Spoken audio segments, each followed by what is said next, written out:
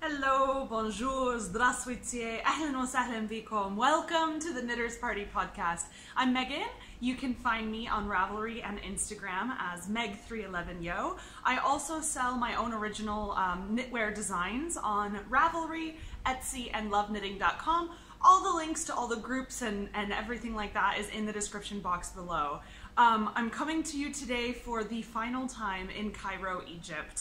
That's right, we are leaving much earlier than expected, but I'll tell you all the details of that sort of after the knitting content, so if you're interested, definitely stick around.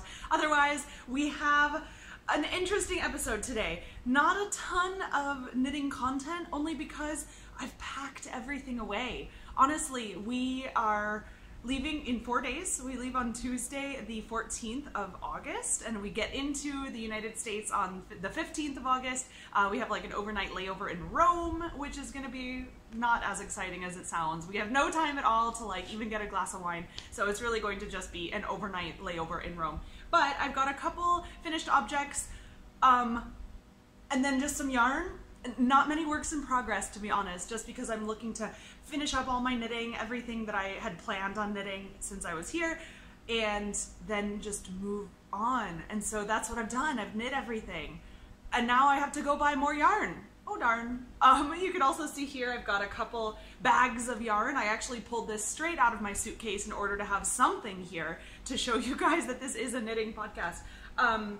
But yeah, I've just been packing up everything. These are just some of the skeins that I have bought for souvenirs for some of my knitting friends. I've also got a couple of extra skeins I'm going to show you guys today, which I will be offering as a giveaway. The giveaway will probably be in a month after I'm settled down in San Diego, but I figured I'd buy some Egyptian, you know, things to give away on the podcast because it's been so long since I've had a giveaway, just because I've been living abroad forever and Egypt doesn't really have great postal services.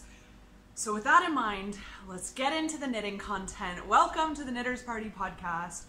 Today I'm drinking a Coke Cherry Zero. I love Coke Cherry, I love Coke Zero, and you put them together and they're pretty decent. I just hope I don't like get a taste for soda, you know, like I really don't drink a lot of soda, just something sort of for a special occasion, but we're trying to eat everything in our fridge, drink everything we have, and this was just one of the things that we had to, you know, that I have to drink. And so cheers, bottoms up, whatever you're drinking, join the party. All right, let's get into it first and foremost with what am I wearing? Well, so I'm sure you've all noticed my beautiful, fancy, lovely, gigantic earrings. I picked these up at a small store here in Cairo during my mother-in-law's visit, actually, which was now about 2 weeks ago at this time. And the reason I bought these now is because back in 2010, when I was first a student in Egypt, I was at some basically like outdoor market. It's sort of a bazaar. I don't like calling it that because it sounds very exotic and whatever, and it's not. It's just an outdoor market. But I purchased a set of these earrings. At the time, I paid 5 Egyptian pounds, which was roughly 50 cents for a pair of earrings. And I loved them so much. I wore them to death. They were the exact same style with like the little birds and the little dots. I don't know how I found the exact same set of earrings. But back in 2010, I wore them so much, I lost one of these earrings. And I'm like, how do I lose a single gigantic earring like this? And so I was really sad. I still have the original earrings still at home, wondering if one day I'm going to find its mate and, you know, rekindle this relationship with my favorite Egyptian earrings. So that was in 2010. Flash forward to 2 weeks ago, we are shopping with my mother-in-law and I see these earrings and I just jumped. I had to get them. And so I asked the lady how much are the earrings, and she says they're 50 pounds, literally 10 times the price of what they were in 2010. And so I tried to haggle with her and she's like, no, I'm so sorry, like this price is fixed, you know, you have to pay 50 pounds, which right now is about $3.50 US for the earrings. And so prices are going up in Egypt. Like, the point is, I paid a lot more for these earrings, but I'm really happy because now I have them back. And if I lose one, I have another one to replace it. So it's like even better, right? Anyway, I know that's not what you guys meant when I'm sure you didn't think that's what I meant when I said what am I wearing, but I just had to tell the story of my favorite Egyptian earrings. In addition to my earrings, I'm also wearing a brand new shawl, which will go into my finished objects. This shawl is my own design. I am naming it the Fringe Theory shawl. And this is a DK weight shawl knit out of Malabrigo dos Tierras yarn in the colorway Matisse Blue. And now I continued I've been on a designing spurt. I've got all these ideas for different like V-shaped shawls that I can make. And this was sort of the next design up for grabs. And so this is another one of my V-shaped shawls. And this one is knit in a fisherman's rib sort of design, which is a really easy combination of knits and purls, definitely nothing complicated. But I've added some eyelet rows to the bottom. There you go, you can see them there. And just some nice fringe. And I absolutely love this design. Again, it's the V shape, so it won't be bunching around your neck, but it is in DK weight yarn, so I think this is going to be a perfect shawl weight for like a fall, autumn, you know, maybe early spring when it's just a little chilly, but you want to wear that like pleather motorcycle jacket that you bought and think is cool because it is cool. But I just feel like the fringe right now, I'm so digging this. And so I'm really excited about this. Currently I've got quite a few test knitters making this up. I've actually had a few test knitters already complete their shawl, which is amazing because it's not like finished until about September 12th is when I plan to release the pattern. But I've had a couple of people finish their shawls already with just beautiful pictures and results. And luckily, no mistakes with the pattern. You know, I haven't had any questions about like what things mean. So I really hope that it's a self-explanatory and, you know, just well-written pattern. That's obviously my goal for being a designer. But I just really wanted something that had a little bit more texture than my last shawl. And so if you've knit my Veni Vidi Vici shawl, that one's just really easy garter stitch with a couple of eyelet rows. I just wanted to make sure that I had the basic design, the basic shape down, so then I could start adding a bit more interest. And I think that with this pattern, it's just enough interest. So you've got a nice fisherman's rib pattern here that creates these little ribs, if you will. You've got just a little bit of eyelet and enough fringe. I hope it's not, I don't think it's over designed at all. I've definitely seen some shawls out there that are just, in my opinion, over designed. You've got sections of lace, sections of, you know, brioche, sections of knitting cables, sections of whatever. I'm looking at you, Stephen West. And I find them a bit busy. And so I wanted something that was going to definitely be interesting and fun and like fringed. I was really excited about this design, and so I'm happy to have had it knit. When I go back to the States, I will be buying 2 more skeins of DK weight yarn in order to knit a second one, just for comparison, just to sort of make sure that I'm knitting along with my test knitters. But here in Egypt, I have not found any DK weight yarn.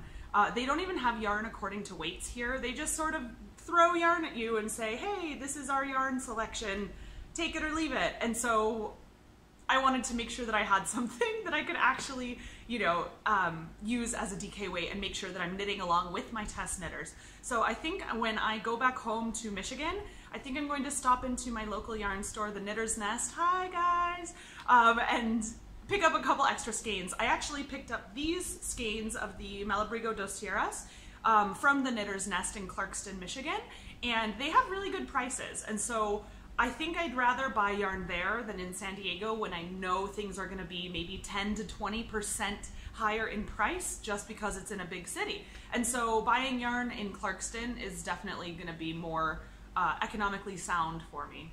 I think I will knit it in a different yarn other than Dos Tierras. I find this DK weight yarn to be maybe more like a sport or heavy fingering, to be honest. I don't consider it a DK, even though they consider it a DK. I really want to knit this in something a little squishier and plumper.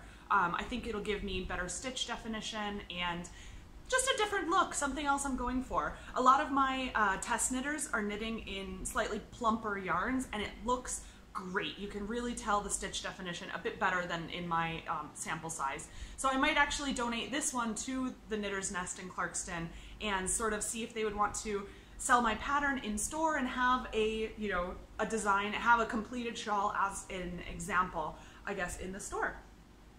So that is my fringe theory shawl. I was originally going to name it something basic like falling for fringe, like, oh, it's a shawl for autumn, like for fall, and it has fringe and like falling for fringe. But I was like, that's really basic, and there's nothing wrong with being basic. There's a reason people like pumpkin spice lattes and Ugg boots. They're comfortable and pumpkin spice is delicious. But I don't necessarily, I wanted something a little more special. And so I named it Fringe Theory because I love fringe theories. A fringe theory is basically sort of an out there idea, you know, an idea that isn't widely accepted by, you know, the community of which it holds this opinion. So I really love like conspiracy theories. I think they're fascinating. I really love, you know, looking at cosmology and reading my horoscope and sort of these ideas that may not be widely accepted as scientific fact.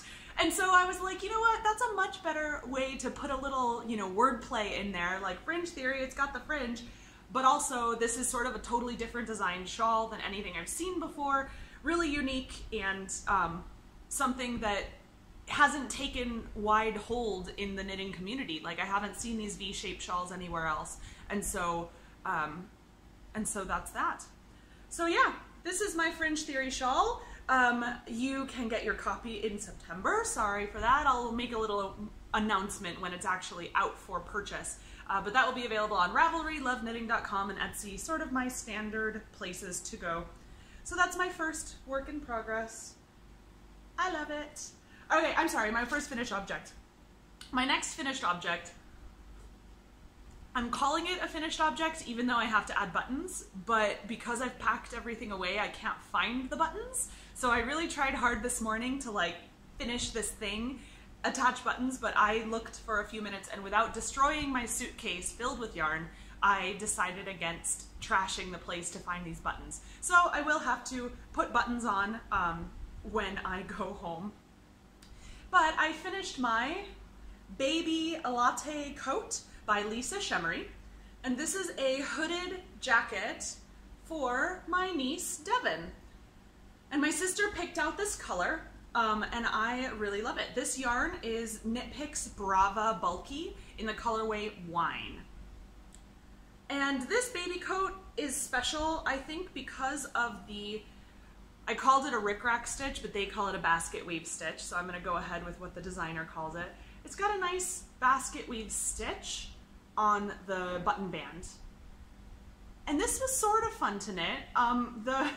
The basket weave part especially was not that fun to knit, to be honest, but yeah, it was fine, it was fine. Most of this is just really simple stockinette, and it's a raglan style coat. So you make simple raglan increases on both sides, and then once you're finished with the body, oh, they've got a couple little garter stitch borders, which I thought was a nice touch. And then this nice basket weave stitch on the button band. So you basically complete the whole sweater first. You do all the arms, you do the body, you bind off, and then of course you go back, you pick up stitches for the button band and go right along on that. This being acrylic yarn, I had a bit of trouble sort of trying to block this out. I think I did as good as I can do. Oh, that's nice. Oh, I wish you could see this. Ah! I'm trying to like fold the button band over like how you would see it, but it's not working out very well. But yeah, it's a nice little baby coat. And I tried to block this out as best I could because you can see that this edge wants to roll up just a little bit. Being acrylic, there's not too much you can do. Basically what I did is I soaked this in really hot water, like as hot as my tap would go. I soaked this in really hot water, just trying to relax the acrylic fibers a bit. And then I pinned it out onto my yoga mat because there's no carpeting here. I don't have blocking boards or anything. So I use my yoga mat to pin my blocking items to. And it worked out pretty well. Pretty well. You know what? Whatever. It's a baby coat. She's gonna outgrow this in like 4 months, and then they're gonna donate it. I hope they donate it. Amanda, donate this coat, please. Don't throw it away. or keep it forever. You know what I mean? Like, just keep it forever. Why wouldn't you want to? No, but yeah, it's a nice little baby coat. I think it's going to be huge on my niece. It turned out bigger than I expected. I knit the 3 to 6 month size, but in a 2 needle sizes smaller than what the pattern called for. I really wanted it to be a tight, dense gauge to be a warm jacket, but it still looks absolutely huge. Devin is just a little tiny peanut, and I don't know if this is going to fit her. You can see some buttonholes here. It actually has 2 buttonholes on either side, and then there's a third, but I don't have that many fingers. And so it's like a double button band. I think it's gonna be adorable. And once I finish this completely, I'll hopefully make a little video, but I'm going to give this to my sister right away. So I can't find the buttons. I'll at least take pictures and maybe insert them into the next video that I make. But yeah, this was a fun knit. The border itself was not so fun to knit. You're doing a lot of the stitch manipulation. I actually used very similar techniques in this as I did for my green willow cowl, which I finished 2 weeks ago for my mother-in-law. It's very similar. So this basket weave stitch, you're knitting into the second stitch and then into the first stitch, you hike them both off the left needle. Then you knit into the second stitch, into the first stitch, put them both off the needle. But it's really not that fun, especially on the purl back row. It's like purl into the second stitch, then purl into the first stitch, put them both off the needle. And purling sort of hurts my hands a little bit, and so this one hurt my hands kind of a lot. So you better keep this forever, Amanda. I'm gonna hold you to it. She doesn't even watch the podcast. What am I thinking? Anyway, it's cute. I like it. I hope Amanda likes it, and I hope to put buttons on there pretty soon because I'm seeing my sister like the day I arrive in Michigan. And so I just won't tell her this is ready until the next day when I have time to put buttons on. Okay, that's it for my finished objects. I sort of have one work in progress. It's not even a work in progress. I haven't knit on it in a month or two, but I'm just going to give you guys my feedback on this. These are my fucking socks, sorry. These are my socks that I'm not having fun knitting. I haven't knit on them in forever, and I think it's because I'm doing them 2 at a time, which I don't love, but I've got these 2 little skeins of blue yarn here. I'll talk about the yarn. I mentioned in my last 2 podcasts that I started a new pattern, I made a mistake. You can totally tell where I've made a mistake, and got the rhythm of the actual pattern on track. I'm gonna rip these back for the 5th time, I believe, at least the 4th time. I don't know how many times I've ripped these back to the toe and re-knit it, at least 4 times. So I think I'm gonna knit this back for the 5th freaking time. I just don't like this pattern. I think I'm just going to knit another pair of Hermione's Everyday Socks, which will be the 3rd pair that I own. Fine, I don't mind. Hermione's Everyday Socks are great for a reason. It's a super easy pattern. It looks good on almost any yarn, and this yarn is really variegated, and so I don't want anything with a complicated stitch pattern. Like, I made a complicated stitch pattern here, and you can't even tell that I'm doing anything special, and this pattern is not fun to knit. And so why would I continue knitting something that doesn't show up just to make socks that, I mean, it's a nice looking pattern. I think Hermione's Everyday Socks will look better. So I'm going to rip them back, I'm going to start over, but I'm going to do this, I think, on the plane to Rome. So that's that. I just feel like I can't knit socks. I lost my sock mojo. I knit 2 pair of socks since I've been here. 2 or 3, I don't even remember. I think I finished 1 pair and then knit 2 more pair. No, I knit a 3rd pair that I gave to my friend Lindsay. So yeah, I've knit 3 pairs of socks since I've been in Egypt, and that's a lot for me. I think I just need to do 1 at a time socks and not try to do 2 at a time, even though I like the idea of 2 at a time socks. They just go slower and they're hard to manipulate and whatever. So I'm gonna rip these back and start over because I want a pair of socks for myself. That's all it is. I just want a pair of socks for myself. So that's all. Good. Okay, that's it in terms of knitting content. Oh, that yarn, by the way, I didn't talk about it. The blue yarn was Malabrigo sock in the colorway Wales Road, and the purple is Sweet Georgia Tough Love sock in the colorway Grape Jelly, which I really like. Okay, that's it in terms of my knitting content. I do have a couple acquisitions, and I'm not going to show all of these acquisitions because these are gifts for some very good friends of mine in the knitting community. I think you guys know who you are, but I've definitely just picked up a couple of skeins for them, and I hope that they like them. This is Egyptian cotton. This is officially the government yarn. Like, this is yarn that the government sells, the government dyes. It's sort of a government industry, and so I actually really think it's a super cool souvenir, not to mention the fact that it's 100% Egyptian cotton, which is great. Who wouldn't love that? But I have a couple of things that I'm going to be giving away on the podcast. I'm going to keep them in the bag just because I don't want to ruin them or get them dusty or dirty, which is the reason they're in a bag in the first place. But I'm going to be having 2 different giveaways, maybe knit-along prizes. I don't know. I have to think of these things. It won't be for a month, but I'm going to show you now what I have. First of all, I have this one beautiful skein of teal, like a nice teal turquoise, like a peacock blue-green. It's a really lovely color. I'm gonna open just a tiny, nope, I'm not gonna open this. It's a really nice teal color, and this is a skein of fingering weight yarn. I believe there's about 400 yards in this skein.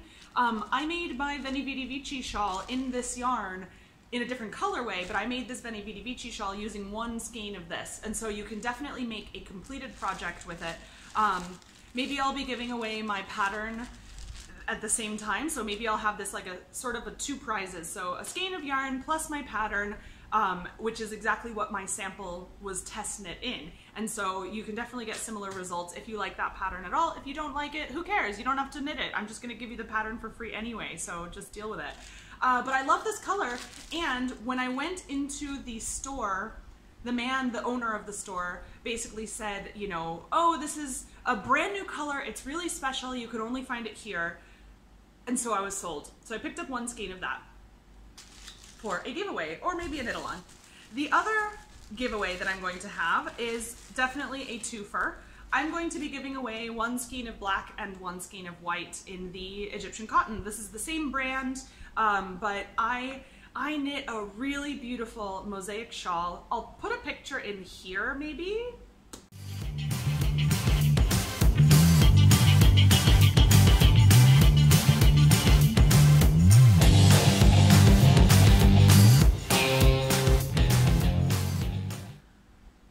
And I knit this shawl in black and white, and it turned out beautifully, and these colors don't bleed, and so I really liked them together. I think they would be great for a 2-color high contrast shawl, and so I'm going to give these away together.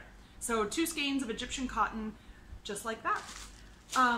And so that's really all I have to give away. I might add like a keychain or like a nice bar of like Egyptian soap or something, like something nice to sort of add to the package, but maybe not. Maybe I'll be giving away some other small things just to different podcast viewers because you guys are pretty cool and I appreciate you coming back every couple of weeks to watch me. And so that's that. Otherwise, that's it for the yarn content, period. Yeah. If you want to stick around, I'm going to talk a little bit about an Egypt update, why we have to leave a little bit early, and sort of my plan once I get to the US. So I forgot to talk about these little guys up here on the shelf. I think I've talked about this guy before. His name is Double Apple, and he is a crocheted owl that I picked up at the Cairo flea market, they call it. It's really a handmade market, the Cairo flea market. And someone made this by hand, and they sold it for like nothing at all. I think I paid 40 pounds, which is like $2.50 US for a handmade, hand-stuffed, adorable owl. And so we named him Double Apple, which is the most, probably the most well-known hookah flavor in the Middle East, I guess. Like everyone knows about double apple hookah flavor. And he's a little like, you know, Granny Smith and like Macintosh red. Like he's got the perfect colors. So this is definitely an adorable thing, and this is basically, we're going to make this a Christmas ornament. Every year my husband and I get each other Christmas ornaments. This is his ornament to me this year, and I have yet to find something for him, but we're in Egypt, you know what I mean? Like, it's not the best place to find Christmas ornaments, if you get my drift. So I'll have to get him a couple of extra, because I think I owe him one for last year too.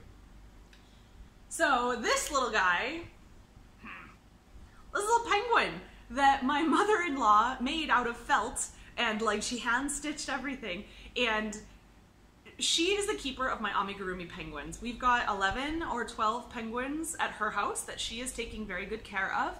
We are very attached to our amigurumi penguins, and this is sort of based on my pattern for the Sgt. Pepper's penguin, just like a little knit amigurumi penguin. When she came to visit us, she asked, can I bring a penguin? And we said, no, no, no, no, no, they mean too much to us. Don't bring a knitted penguin. Like, we can't handle it if something were to happen, if it were to get confiscated or lost or damaged or I don't know. You don't want a stitch pulled. It would just be too stressful for us. And so instead she, like, total surprise, made us a penguin. So meet Professor Highbrow. Professor Highbrow. He's a felted penguin, not made out of knitting, so she technically got around that one. And I just love him. I love her. You know what? This is a woman. You know, professors can be women too. So Professor Highbrow, she is a beautiful black and red penguin. She's feisty, and she's got some really cute glittery wings. I just absolutely love this. And so she brought this out on the last day that she was here. She didn't even bring her out on the first day so that we could take her to the pyramids or take her to the Sphinx, you know? Like, we could have taken her all over the place. But alas, we got her on the last day, and she is absolutely adorable, and we love her, and she's gonna go in our carry-on so that nothing bad happens to her. I love my penguins. I like anything with eyes, you know? Like, anything that you can knit or crochet that have eyes. They're just adorable, and so they're just so cute. Okay, a little bit of a life update. We are officially leaving Egypt on August 14th, as mentioned. We have an overnight layover in Rome. It's officially, I think, like 12 hours, but when you count airport shuttles and, you know, sleeping for 8 hours and then getting to the airport 3 hours early, we have no time for anything. And so realistically, we're just gonna go to the hotel that we've booked. It's like some cheap airport hotel. Go there, wake up, go to the airport, and then fly home to Detroit. So Rome to Detroit is a 10-hour flight as well. Holy cow, that's a long flight. The longest flight we ever took was Jeddah to Toronto. Jeddah, Saudi Arabia to Toronto, Ontario, Canada. And that was like 11 and a half hours. And you feel like you're living on that airplane. You feel like that is your new home. You're never gonna get off. You're stuck there forever, and these new people around you are your brothers and sisters, and you have to live with them forever and ever. It's gnarly to be on an airplane for 10 or 11, 12 hours. I don't know how people fly to Australia. You have no choice but to be on a plane for like 13 hours or something. Holy cow. The longest flight in the world, fun fact, is Jeddah to Los Angeles, and I think that is 16 hours in a plane.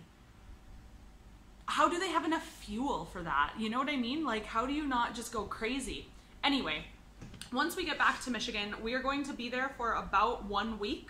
We are basically going to gather our things, collect our stuff that we brought to Michigan, and then we are going to be driving out to San Diego and sort of stopping at some fun places along the way. But before we do, I am going to be in Windsor, Ontario, Canada on the 18th, which is a Saturday.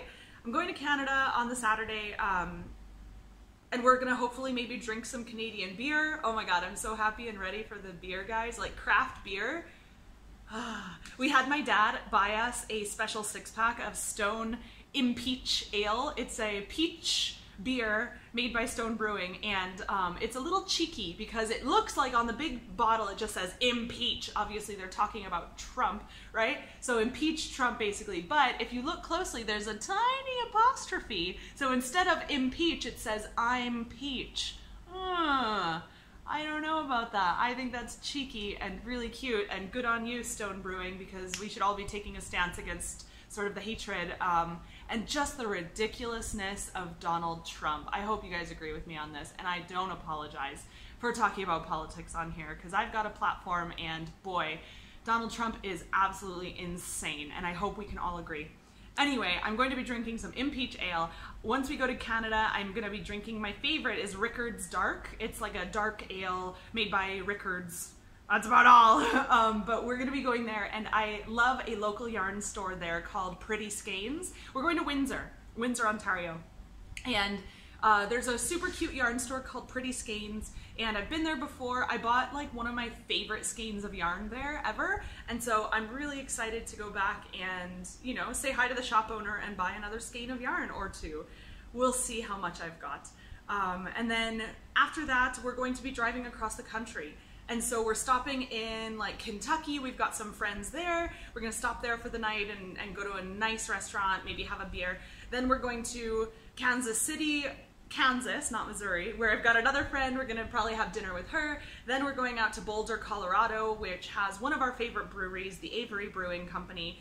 So we might spend a day there and sort of celebrate our anniversary early in Boulder, Colorado, basically day drinking, which sounds awesome to me.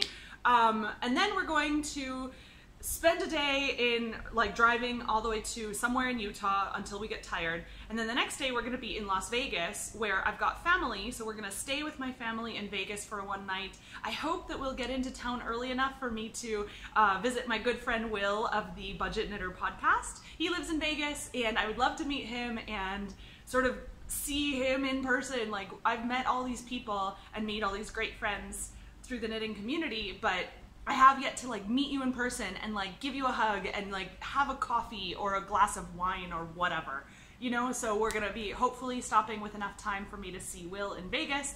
And then the next day, San Diego. Oh, I can't wait. I can't wait. And then once we're in San Diego, we're basically gonna get an Airbnb for a couple of days and hopefully find an apartment immediately and move in immediately.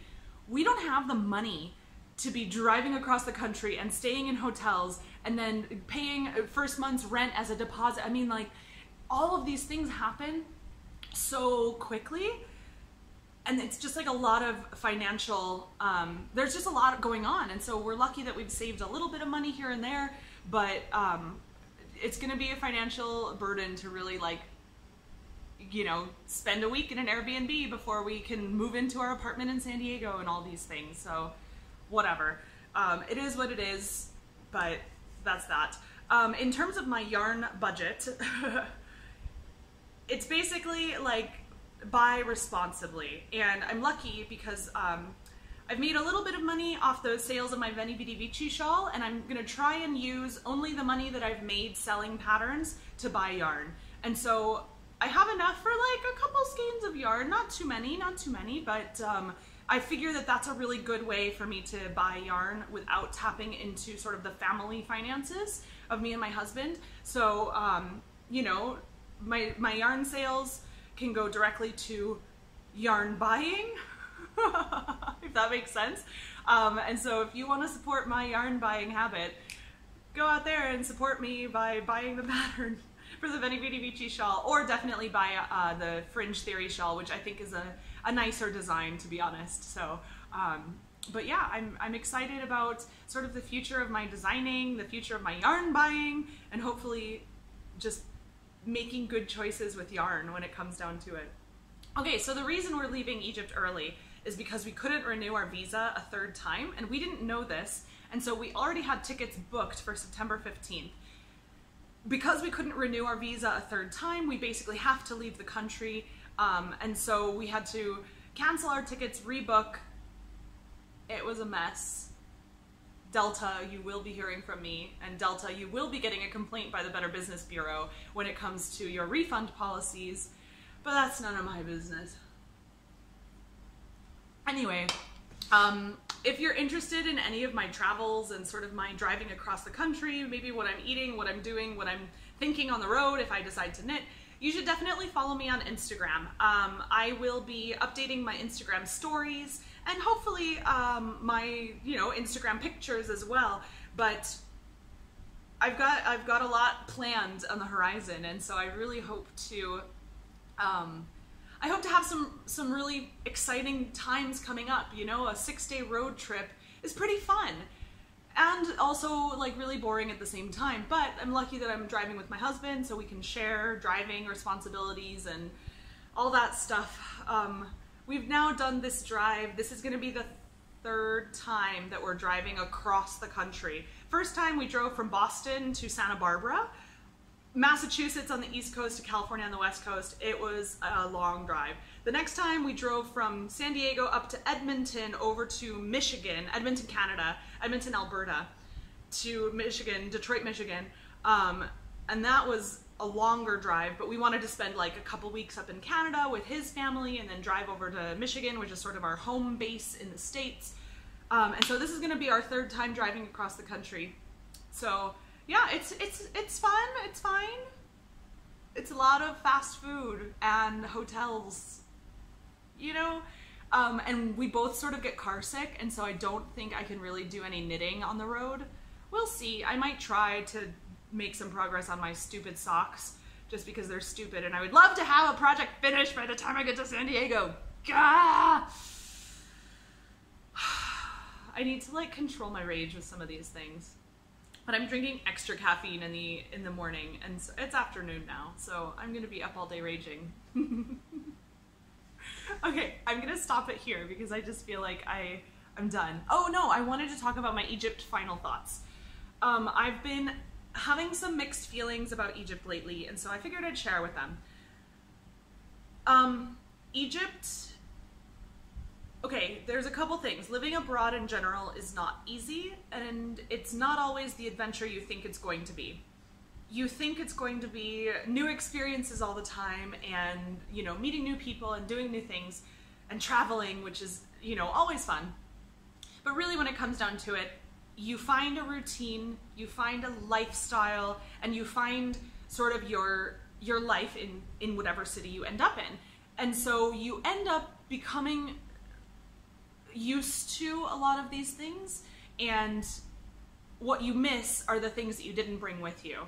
And so, like, for example, we don't have any art on the walls. We don't have anything that is ours in this apartment except what we brought in 3 suitcases. And so that's why I've been like holding on to my yarn and holding on to my knitting so much. It's like the one thing I really brought with me that reminds me of like the comforts of home. I don't have any blankets that are mine. I don't have any pillows that are anything that's mine. Like, we don't have the lifestyle in Egypt that we had in America, or even in London for that matter. And like, you miss the things that you don't bring with you. And so it can be really hard and honestly a bit depressing to be living abroad. Not to mention the fact that I was working in an English school, but I didn't really make a lot of friends because I might have a 15-minute break between classes to mingle with my coworkers and to eat a quick spot of lunch. And so I didn't really make any meaningful connections here in Cairo like I did in Alexandria, for example. I made some friends with, you know, my classmates because I was there as a student. Made some friends with my classmates, some of my teachers, and those will be lifelong relationships for sure. But Cairo is a different story for me. And so, you know, you take the good with the bad. Of course, when you get to visit the pyramids, when you get to be a tourist and visit the catacombs, the pyramids, the Sphinx, you get to visit these amazing places. It's awesome. But the day-to-day routine is really not as great. That's sort of my first thought. My second thought is feeling like a foreigner in another country is not always a fun experience. When we were in London, it was a little less so, but people ask you, oh, you're American, and all they think is Donald Trump. You know, all they think about Americans is that you're fat and lazy. All they think about Americans is that, you know, people have these stereotypes about who you might be based on where you come from. And sometimes they're right, sometimes they're wrong, you know, but it's tough feeling like a foreigner all the time. And so in Egypt, it manifests itself in a different way. Because Egyptians are so used to dealing with foreigners as tourists, they think that you have all this money to spend in their country, and you don't necessarily. And so, for example, I'm trying to help my husband, or like we're trying to look for these last minute resources for his research, and we found a couple of places that sell, you know, old newspapers that might be helpful for him. So we go to look at these newspapers, and they start talking to us and asking these prying questions that really come down to money. They'd be like, oh, so are you at an Egyptian university or an American university? Oh, okay, I'm at an American university. Oh, okay, yeah. So is your university paying for these, or are you paying for them? And we're like, no, we're paying for them. This is, you know, the university doesn't pay for your resources. You have to do your own original research, and you're just at a university, right? And so we're like, no, we're paying for it. Oh, okay. And so, you know, like, Megan, what do you do for work? And I'm like, I'm a teacher. And she's like, oh, okay. And they're like, does he work? And we're like, no, he's a student at he's a PhD student. And we're not trying to give away our finances here. They're prying into our lives, trying to see how much money we have so that we can pay the highest price for these things that we ultimately want and need. And so we're here trying to negotiate a price for them, and we're trying to get the lowest price. They're trying to get the highest price, and they are just exploiting us because they want money, because they think that because we're foreign, we have all this money to spend on, you know, these old newspapers. And we straight up tell them, we're like, we're not paying a lot of money for these things, because most places that we've talked to will straight up throw away these newspapers because they're old, they're irrelevant, people don't want them. Why on earth would I pay you a super high price when other places throw them away because they're worthless? So like, being treated differently because you're a foreigner, and especially in Egypt, people want to charge a higher price. And so you have to constantly be on your toes. You have to constantly be negotiating prices. Nothing is a fixed price at Egypt, and they think that you should pay more just because you are foreign. And yes, fine, I might have more money than Egyptian people. I understand that, and I already pay a higher price. I'm paying my rent in American dollars because my landlady is exploiting foreigners, straight up exploiting foreigners. She could never get the kind of rent that I'm paying from an Egyptian, and so she doesn't even rent to Egyptians. And it's like this big problem where the people who work with foreigners, they no longer provide a service to Egyptians. So they're not even providing a service to their own people. They're only working with foreigners in the hopes of making more money. But this just frustrates the hell out of expats who are being constantly exploited and asked for more money. It is infuriating. And I'm so ready to be done with this. I'm ready for people to stop looking at me like I'm a money bag in their country, that I want to spend this extra money just because I'm in your country. No. I straight up told the woman that we were going to buy these books from, I was like, you know what? You don't have a fixed price for me. I'm not negotiating anymore. Goodbye. I don't need this. Have fun trying to sell these to somebody else. You lost a customer because of your horrible customer service, because you're trying to exploit me, and it's so blatant. Not only that, when we were looking for apartments way back when we first arrived, we had this one man, he had a nice apartment, and my the agent that was helping us find an apartment, they were speaking in Arabic. He didn't know that I speak Arabic. So they're talking, and she's like, okay, what's the price? And he's like, 15,000 pounds, which is about 800 US dollars. And she's like, oh, okay, you know, like 15,000 pounds fine a month. And he said, you know, oh yeah, but you know, that's only because they're foreigners. If they were Egyptian, I'd give it to them for maybe, you know, 2,000, 3,000 pounds. And I'm listening to this going, what an asshole. He's talking to my agent in Arabic. You don't know where I come from. You don't know my language capabilities. I'm understanding every word you're saying. And you're straight up telling my agent, like the real estate agent who's helping me find an apartment, that you would give this to an Egyptian for 1/5 the price, but because I'm foreign, you're going to give it to me for 5 times higher. We're students. We're here for research. We're not here working for an international company making thousands of dollars. You have got to be kidding me. And it's just that type of attitude that some Egyptians have. I've met some Egyptians that are absolutely amazing, and most Egyptians, I'd say, are fair and they're just normal good people. But some of them, oh, it just really makes me crazy. And so that's my rant on Egypt. I think I'm gonna be writing a blog post about this, because like, living abroad, it's not easy, and it's not always exciting and fun. It's often challenging. It's often infuriating, and I'm ready to go home. And so sure, it's sad that I'm leaving a place that I've lived in Egypt more than I've lived in any other country in the world, other than America, obviously. And so like Egypt, I've spent over a year of my life living in Egypt. I don't want to have these negative feelings, but I can't help but feel like there's a reason sometimes that people don't want to travel to places like Egypt. It's because this negative stereotype that they have, that people will exploit you, and they will. They want your money, period. They want your money. If you go to an American style hotel, you will pay American prices to go on vacation in Egypt. It's not a cheap vacation. The flight alone from the United States is over $1,000. Then your hotel, if you stay at a nice hotel in a nice area, you're going to be paying American prices. It's not cheap to live as a foreigner in Egypt. And that's that. It's just not. So it's just uncomfortable sometimes, and I'm ready to go home. Wow, thank you for letting me rant. That was actually like cathartic to just get it all out and sort of talk about it, because I can't pretend like it's been all sunshine, unicorns, and roses here when it really hasn't been. So that's it. Okay, on that note, I'm going to probably be taking a break from podcasting for a while I move out and move across the country and then move into San Diego and move all our furniture and then maybe start knitting. I don't know when I'll be back again, but I hope that you'll be here waiting for me when I do get back. If you've made it this far, thank you so much. Otherwise, I will see you on the flip side, guys. Wish me safe travels, wish me happy knitting, and I wish all the same for you and yours. Bye.